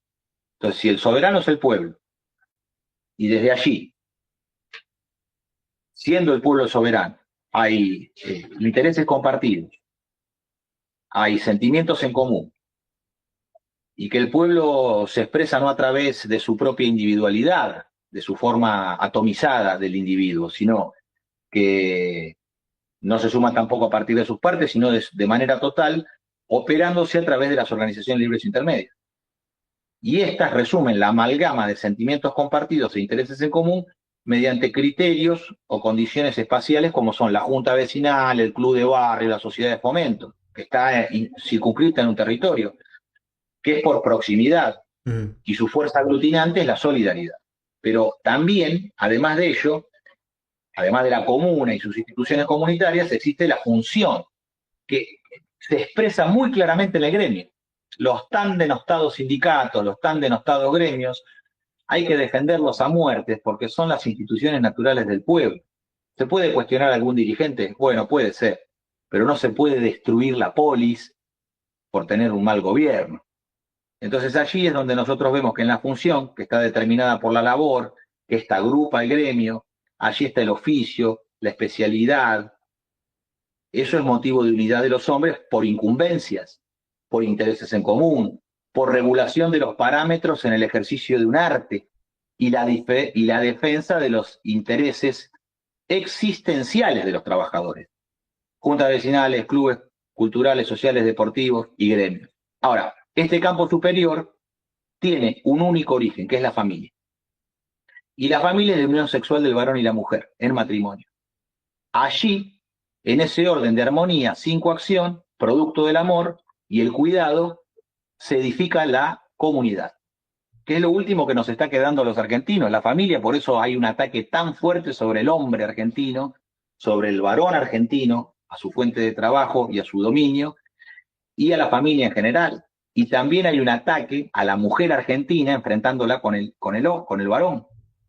Por eso, allí se da la proyección del orden social. No, Lo sí, que nosotros el presidente mismo tiene perros que son sus hijos, dice. No, pero bajándole un poco a tierra a la cuestión de la unidad con Estados Unidos, lo plantean así. Todo bien con la unidad hispanoamericana, pero el que tiene los fierros capaz, o el que tiene los portaaviones capaz de amenazar a los ingleses son los Estados Unidos y son los únicos que nos podrían prestar ayuda. Y por eso hay que permitirles instalar una base militar y que ellos nos ayuden a sacarlos. ¿Lo ves potable?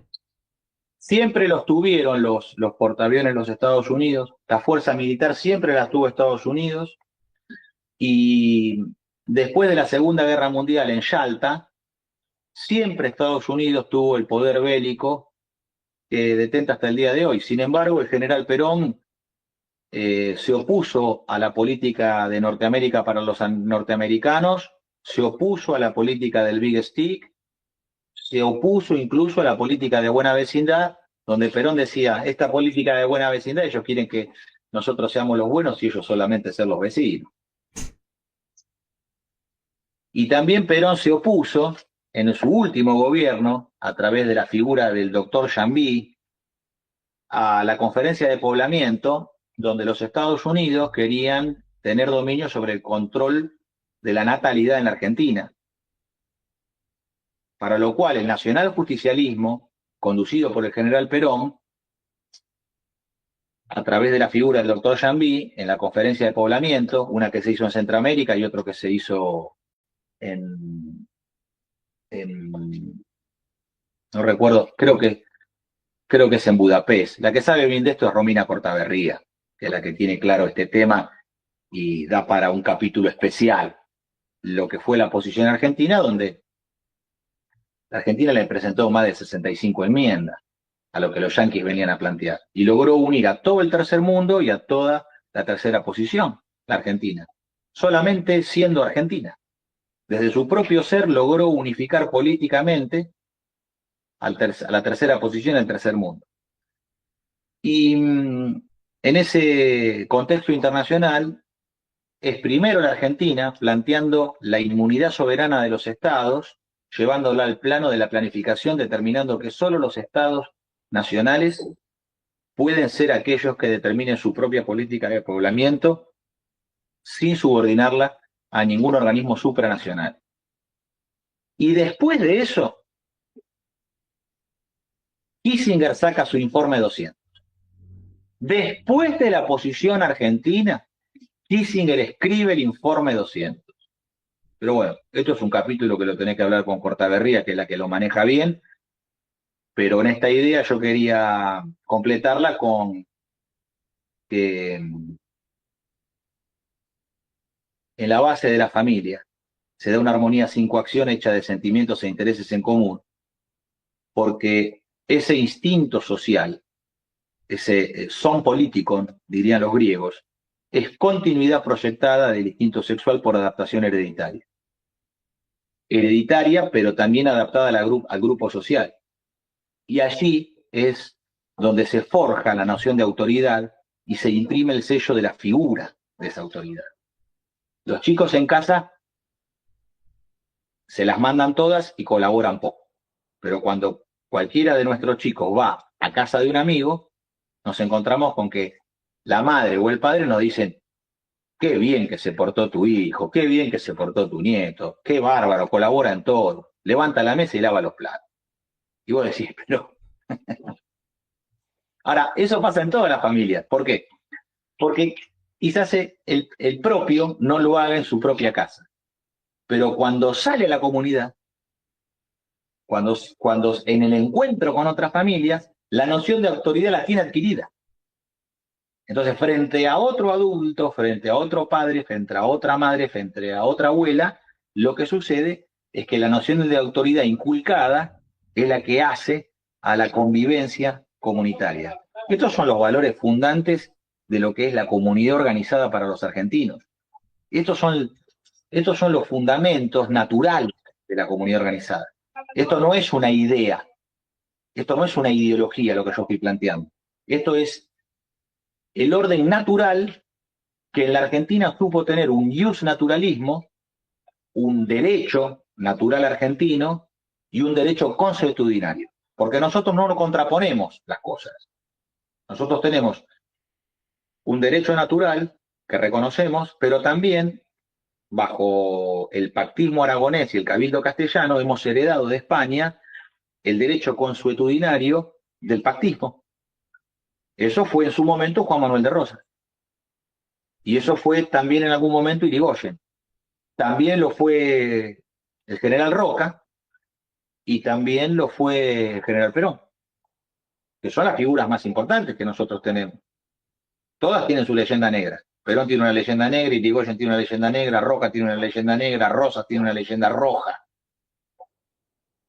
Todos tienen sus negros legendarios que los combaten con mentiras. Pero nosotros no nos podemos rendir a negarlos porque hay que hacer algo nuevo y no, no. Mm. Nosotros tenemos que honrar a nuestros ancestros, porque no vamos a poder hacer nada duradero si no es honrando a nuestros ancestros. Negándonos a nosotros mismos, a nuestro linaje, no vamos a hacer nada. Eso es lo que quieren los que pretenden la norteamericanización de la Argentina. Eso no va. Mm. Además, no tenemos un carajo que ver con ello. Cualquier argentino que ha vivido en Estados Unidos te dice que es imposible la vida allí porque no hay el sentido comunitario y de amor fraternal que aquí hay. Y todos los norteamericanos que vienen a la Argentina, ninguno quiere volver a Estados Unidos, porque el afecto, porque el amor del prójimo y de familia que siente acá, lo constituye en su nueva patria. Así que, ¿cómo nos vamos nosotros que somos espiritualmente superiores a subordinarnos económicamente a ellos? Bueno, pero este es el problema de la economía que pretende subordinar toda la vida a su régimen. Por eso hay que enfrentarlos hasta derrotarlos. Le mandamos un saludo a Abel Reynoso, que está en Canadá, si no me equivoco, pero él habla también un poco de, de esta alianza con los Estados Unidos. Quiero pasar un poquito, me quedan dos preguntas ya para ir cerrando. Tu opinión sobre el conflicto que desató Israel y Estados Unidos atacando a Irán. ¿Cuál es tu visión? ¿Cuál crees que debería ser la posición que tendría que tomar Argentina? Bueno, evidentemente Israel conduce a los Estados Unidos y lo obliga a realizar actos criminales, ¿no? Lo cual no tiene ningún tipo de consenso, ni de acuerdo, ni de apoyo dentro de la propia sociedad norteamericana. Nadie quiere ir a pelear esa guerra. Ya esto ha pasado anteriormente. Tienen que pagar y tienen que pagarle a pobres sudacas para constituir su ejército multicultural. Y al mismo tiempo, el poder bélico norteamericano, que es muy grande, tampoco es un poder total y absoluto. No existe en el mundo un poder total y absoluto. Y ahora se está expresando en el campo de la materia, la movilización de portaaviones, aviones, submarinos. Todavía no hay movilización de infantería.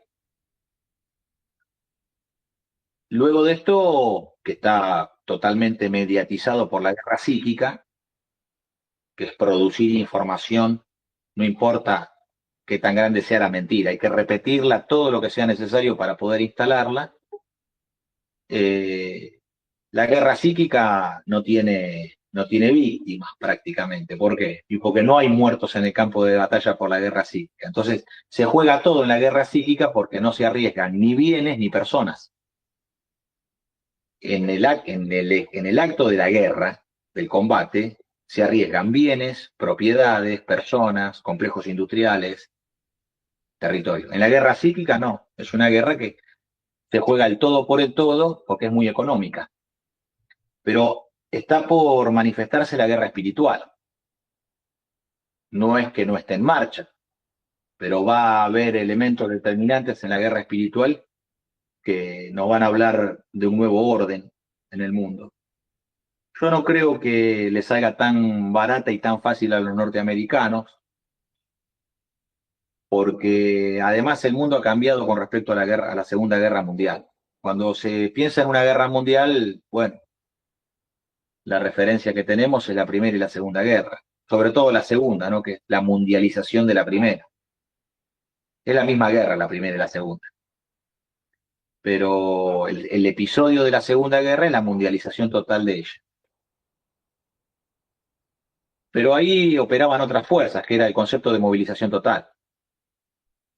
El concepto de movilización total y el concepto de guerra total. Esto no está pasando ahora. Probablemente lo que yo diga para un iraní no tenga ningún valor porque ellos se encuentran en un momento donde sí sienten la guerra total. Para un palestino, imagínate. Para un palestino está viviendo en el infierno de la guerra total. Pero no se está dando en el campo de mundialización de la guerra, como se supo ver en la Segunda Guerra Mundial. Y hay que ver quién está dispuesto a la guerra total.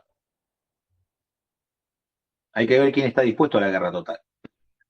Porque Irán la sufre, Palestina también, Yemen y otros sufren la guerra total. Pero hay que ver si las naciones de Europa están dispuestas a la guerra total y los propios Estados Unidos están dispuestos a la guerra total. Ahora vos hablaste de que Israel en realidad está mandando a Estados Unidos. ¿Cuál crees que son los objetivos o cuál crees que es el plan detrás de este ataque y detrás de la destrucción de prácticamente todo Medio Oriente? ¿Es la construcción del Gran Israel? ¿Son los recursos de Irán? ¿Es cortarle un abastecedor de petróleo a China? ¿O es todo junto? Es todo junto porque el episodio en Venezuela tiene que ver con quitar a Rusia y a China de Venezuela, recuperar la producción petrolera caída de 3,5 millones de barriles a 800.000 barriles, a partir del reingreso con fuerza de las empresas norteamericanas en la cuenca del Orinoco y en la cuenca del Maracaibo, y garantizar el flujo, porque no nos olvidemos de algo. Estados Unidos venía consumiendo hasta el año 2015 aproximadamente, venía consumiendo el 25% del crudo del mundo. Un cuarto del petróleo del mundo lo consumía Estados Unidos, siendo menos del 5% de la población mundial. ¿Ah? Ese es el hiperconsumo norteamericano. China pasó de consumir el 10 a consumir el 15. Entonces, la diferencia porcentual entre el consumo total medido en porcentaje de Estados Unidos, que pasó del 25 al 20, esos 5 puntos relativos que pierde Estados Unidos están en China. Lo demás se ha mantenido estable, incluso algunas naciones con leves caídas, como es el caso de Europa en general, ¿no? Ahora, este episodio de Venezuela es para recuperar ese dominio del flujo de petróleo a una distancia muy corta, porque en navegación las distancias, los 30 o 40 días que les lleva a los norteamericanos abastecerse desde Medio Oriente, abastecerse desde Venezuela lo tienen en 2 o 3 días de navegación. Es prácticamente inmediato el abastecimiento. Entonces, eso es algo determinante también porque China se viene abasteciendo de crudo iraní por fuera del mercado petrolero internacional. Una flota negra que por fuera del mercado internacional. Entonces, ¿qué no acepta Estados Unidos contra lo que muchos dicen? Estados Unidos no acepta el fin de la globalización. ¿Cómo vos decís que es falso que Donald Trump plantee el fin de la globalización como dicen algunos? Y hay que ponerse a pensar de verdad. ¿Qué problema hay que una nación comercie con otra en sus propios términos? ¿Cuál sería el problema? Que una nación comercie con otra en sus propios términos. Sí, a mí me han dicho un comentario de, bueno, pasa que estos son los dolores de parto y viene un mundo nacionalista. Y yo digo, pero pará, Irán tiene un nacionalismo económico y están terminando con el nacionalismo económico iraní. ¿Cómo que eso beneficia a los nacionalismos? Si el día de mañana Argentina quiere negociar con quien quiera, Estados Unidos lo va a aplastar igual que Irán, creo yo. Entonces, si hay una nación que está comerciando con otra, Pero en sus propios coincidí con términos, eso. sí, estoy agregando a lo que vos afirmás, ¿no? Si hay una nación que comercia con otra en sus propios términos, por fuera del sistema SWIFT de pagos internacionales, por fuera de la Organización Mundial de Comercio, por fuera de la Organización de Países Exportadores de Petróleo, ¿por qué no lo podría hacer? Bueno, Venezuela, si Venezuela está dentro del OPEP y las cuotas están negociadas dentro del OPEP, bueno, tiene que cumplir con la organización que integra. Ahora, Estados Unidos está custodiando los intereses de la OPEP. La política norteamericana es una política que protege los intereses de la OPEP, o los norteamericanos crearon una agencia internacional de la energía, que es la organización de los consumidores contra los productores de petróleo. Hay que pensar las cosas bien, no hay que dejarse llevar por las ideologías y por todo el agite político que hay, que es de carácter proselitista. Entonces, en el proselitismo no vamos a poder defender los intereses nacionales. Hay que salir del proselitismo y poder entrar en una dimensión de dominio total de lo político a través de las relaciones internacionales, no de la geopolítica. Entonces, esto es una enseñanza que nos deja Juan Archibaldo Lanús, es una enseñanza que nos deja Alberto Huela, es una enseñanza que nos dejan los mejores hombres que todavía tenemos en la Argentina y que pedimos consejo a ellos para poder pensar en el disenso y no dejarnos atropellar por el griterío que hay en el ambiente político nacional. Griterío de un lado y griterío del otro. Entonces, cuando hay dos que gritan, mejor alejarse para no perder la calma y el discernimiento. Y no hay por qué tomar partido entre uno y otro. Si no se quieren calmar entre ellos, que se degüellen entre sí. Pero por eso no hay que ser partícipe con respecto a esto que vos planteabas del frente que plantea el kirchnerismo. No es ningún frente nacional eso. Esos son ellos mismos. Esos son ellos mismos. Gente que hace muchos años que no labura, que no tiene la menor dimensión de lo que es el laburo, ni tampoco viven de la manera que vivimos la mayoría de los criollos, en el campo, en la ciudad, en los barrios o donde sea.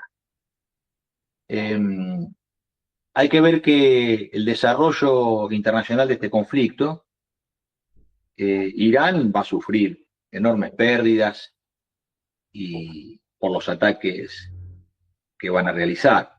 Después hay una sospecha que tenemos con respecto a Israel, que bueno, es una sospecha que es algo latente que tenemos muchos de nosotros, qué es lo que están haciendo, ¿no? ¿Por qué están forzando la mano de tal manera? ¿Por qué? Quizás quieran quemar Israel para venirse para acá. ¿Cómo? Quizás quieran quemar Israel para venirse para acá. Quizás quieran jugar una apuesta tan grande a todo o nada de crear ese gran Israel que va desde dónde?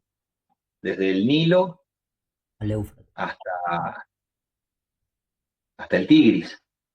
¿Cuál es la idea que tienen? Y si no lo consiguen, ¿qué? ¿Lo que están dispuestos a quemarlo? Y si están dispuestos a quemarlo, ¿qué están dispuestos a hacer? Venirse para acá. Bueno, recientemente, justo antes de que empiece el conflicto... ¿Cómo? Acá no son bienvenidos. Iba a decir que recientemente, antes de que empiece el conflicto, justo antes, el gobierno de Milei y el gobierno de Israel firmaron un convenio para favorecer el turismo, es decir, facilitar los viajes entre argentinos que van para allá o de ellos que vengan para acá. Y muchos veían en eso, esto que vos estás diciendo. No, acá hay militares quemando la Patagonia, no este año, vienen de larga data quemando la Patagonia, militares, geólogos, con equipos con el cual relevan el territorio, de igual manera que hay militares norteamericanos en las cuencas petroleras argentinas. La Chevron tiene custodia de militares norteamericanos, vos te das cuenta en su aspecto, en su parada, en el porte que tienen. Son militares, disfrazados de trabajadores del petróleo, disfrazados de empresarios. Entonces ya tenemos una ocupación militar en el país. Tenemos un radar inglés montado en Tolwyn. Ahora el gobernador Melella, que también es de la década ganada, ¿no? De lo que ellos llaman la década ganada del kirchnerismo, ahora va a montar un segundo cuerpo de radar. O sea, el radar tiene dos cuerpos, van a montar dos cuerpos.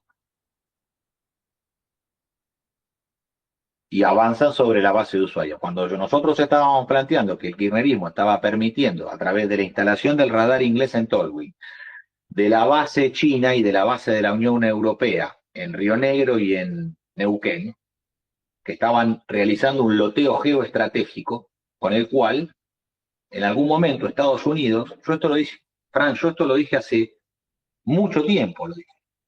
Esto lo planteé hace mucho tiempo, como aquel que grita desesperadamente en el medio de la plaza, pero que la antorcha que tiene encendida está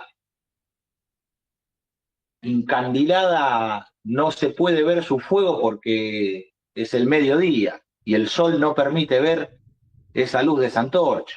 Es desesperante esto, porque imagínate que cuando planteamos estar realizando un loteo geoestratégico, sale todo el mundo a pegar, le haces el juego a la derecha. Entonces, ¿Loteo para qué? Para concluir la idea. loteo geoestratégico para que Estados Unidos te digan en un determinado momento, vos integrás la Junta Interamericana de Defensa, vos firmaste el Tratado Interamericano de Resistencia Recíproca, si le diste una base a los ingleses, si le diste una base a los chinos, si le diste una base a la Unión Europea, que ninguno de ellos es americano, ni tampoco es del sur. Son todos del norte y no americanos. ¿Por qué? ¿Por qué impedir que Estados Unidos también tenga su base? Y esto es a lo que hemos llegado, que por el loteo geoestratégico que liberales de izquierda y liberales de derecha han realizado en la Argentina, Estados Unidos viene a pedir lo que le corresponde. Viene a pedir su parte del loteo geoestratégico. Bueno, algunos dicen, ven en eso. No, en realidad es para ayudarnos a recuperar Malvinas. ¿Puede ser eso? No, no, de ninguna manera. A nosotros la Armada Argentina, a través de sus oficiales, nos manifestó hace muchos años atrás, 15 años atrás, más también, que había una idea de que las Naciones Unidas hicieran de tercera bandera en Malvinas. Entonces las Naciones Unidas izarían la bandera en Malvinas, se izaría la de Inglaterra, se izaría la de Argentina, y de esa manera vendrían a terciar las Naciones Unidas para en algún momento resolver el conflicto entre Inglaterra y la Argentina. A lo cual nosotros, a los oficiales de la Armada, le dijimos directamente, de ninguna manera vamos a aceptar los argentinos, ustedes pueden hacer lo que quieran, Estados Unidos puede hacer lo que quieran, las Naciones Unidas pueden hacer lo que quieran, de hecho lo hacen. Pero en nuestro corazón, en nuestra voluntad de poder, nunca vamos a aceptar que vengan las Naciones Unidas a izar una tercera bandera, porque rascando la pintura, atrás de las Naciones Unidas está Estados Unidos. Ahora quieren destruir las Naciones Unidas, quieren destruirla. Esto es algo que ya han planteado. Ahora descaradamente ya lo plantean así. Que venga Estados Unidos a poner una base en Malvinas. No, las Malvinas son argentinas, no son ni de los ingleses ni de los yanquis. Y la única base militar que tiene que haber en Malvinas son bases argentinas. Del ejército argentino, de la Armada Argentina y de la Fuerza Aérea Argentina. Y además en Malvinas tiene que estar prefectura, gendarmería, policía de seguridad aeroportuaria, que son las fuerzas intermedias. Y además tiene que estar la Policía Federal Argentina en las Malvinas. Y además tiene que estar la CGT en las Malvinas, la Confederación General del Trabajo y la Confederación General Económica. Y tiene que estar las organizaciones libres del pueblo en las Malvinas. Pero en caso de que Estados Unidos diga instale una base a cambio de reconocer la soberanía argentina. No reconocen un carajo la soberanía argentina. ¿Cómo van a reconocer la soberanía argentina si tienen una base ellos? Sería un reconocimiento formal, pero en una ocupación de facto. La ocupación es de facto. Y es proyección de ellos a la Antártida, que no tienen nada que hacer en la Antártida, porque la Antártida es Argentina. Incluso el que denunció eso fue Seinelin. Que vayan a negociar su porción antártica con los australianos, con los neozelandeses, que vayan del otro lado a discutir la porción antártica con los otros que son anglosajones como ellos. Acá no tienen un carajo que hacer. Ellos quieren la península antártica. Ellos no quieren tener presencia en la Antártida. Que vayan del otro lado de la Antártida. Tienen un montón de Antártida para ir. No tienen nada que hacer en la península antártica. La península antártica es de los argentinos. Y la posición que se solapa con Chile tiene que ser compartida. Y hay que constituir una corporación antártica iberoamericana en la cual todas las naciones hermanas de nuestro continente de habla hispana, no vas a meter a los de Guyana que hablan en francés, no vas a meter a los que hablan en inglés. Jamaica primero que resuelva su tema y después lo invitamos, pero mientras tanto, que esperen. Si no, se te meten los ingleses, se te meten los franceses en la Antártida Argentina. No, hermano. Los criollos. solamente los criollos. Entonces la ecúmene de los criollos es la que tiene que reunir, una corporación antártica donde los institutos antárticos de cada nación integren esa corporación. De esa manera tendríamos una fuerza continental que tenga el dominio en la campaña antártica para defender la Antártida de manera conjunta. Entonces, la ley de almirantazgo que yo ya te manifesté, junto con la Antártida iberoamericana, hacen a las iniciativas de política exterior, de geopolítica, más importantes de este siglo, y son aquellas que constituyen la magna causa de los argentinos. Ahí se resume la magna causa de los argentinos, que es la Antártida y la unidad continental de nuestra ecúmene. Hacia ahí hay que marchar. No es ni alineado con Estados Unidos, ni alineado con la Unión Europea, ni alineado con los BRICS. Con ellos hay que conversar, que es distinto. Hay que conversar con Estados Unidos, hay que conversar con la Unión Europea y hay que conversar con los BRICS. Pero nuestra ecúmene no es ninguna de ellas. Nuestra ecúmene no es el panamericanismo. Nuestra ecúmene es Iberoamérica. Nuestra fe, nuestra tradición, nuestra cultura y nuestro destino. Perfecto. La última porque ya veo que te están apurando ahí. Franco Allende, que es miembro del canal, me preguntó, decile si fuera presidente el día 1, brevemente si me lo querés decir, ¿qué hace el día 1? Ayer ve presidente, un decreto, una cadena nacional contando el estado del país, denunciando determinadas cuestiones, ¿o qué medida toma? Creamos la Corporación de Empresas Nacionales para poner en marcha el plan de pleno empleo, abriendo nuestra marina mercante, nuestros astilleros, nuestros talleres ferroviarios para la integración logística de la Argentina en el continente y en sus espacios marítimos. Ese mismo día creamos la Corporación Antártica Iberoamericana y llamamos a todas las naciones hermanas a integrarse en esta corporación junto con la Argentina, dándole participación en las bases antárticas y con cuota de pesca en el Atlántico Sur para que puedan sostener a través de la explotación pesquera el gasto que esta gran misión requiere. Ese llamamiento acompaña a la ley de almirantazgo para proponerle a nuestros hermanos una unidad continental en la navegación que va a fomentar el comercio y nuestras industrias y nuestras producciones agropecuarias. Esas medidas son las iniciales que buscan reconstituir el orden del trabajo total dentro de la Argentina, la unidad continental de nuestra ecúmene, la posición en el Atlántico Sur, en sus islas, Malvinas, Sandwich, Georgias y la Antártida, en la Argentina bicontinental, una política exterior de unidad continental y de conversación con el mundo, y a partir de allí que la educación argentina y el trabajo sean los pilares donde se asiente una soberanía nacional que necesita que toda la familia argentina tenga un mínimo de dignidad para poder cultivar la virtud, un mínimo de dignidad existencial que le permita cultivar la virtud. Esa dignidad existencial está hecha por el trabajo, está hecha por la vivienda y está hecha por la educación. Entonces el trabajo da la dignidad material y la educación es la que hace que desde las ciencias del espíritu, desde la filosofía, desde la metafísica, desde la historia, los argentinos podamos crecer espiritualmente. Pero la base de trabajo y educación son el sustento para alcanzar la soberanía. La independencia económica va a ser producto de ello. Perfecto, creo que quedó muy claro. Te agradezco muchísimo de nuevo, Martín, por tu tiempo, por tu paciencia.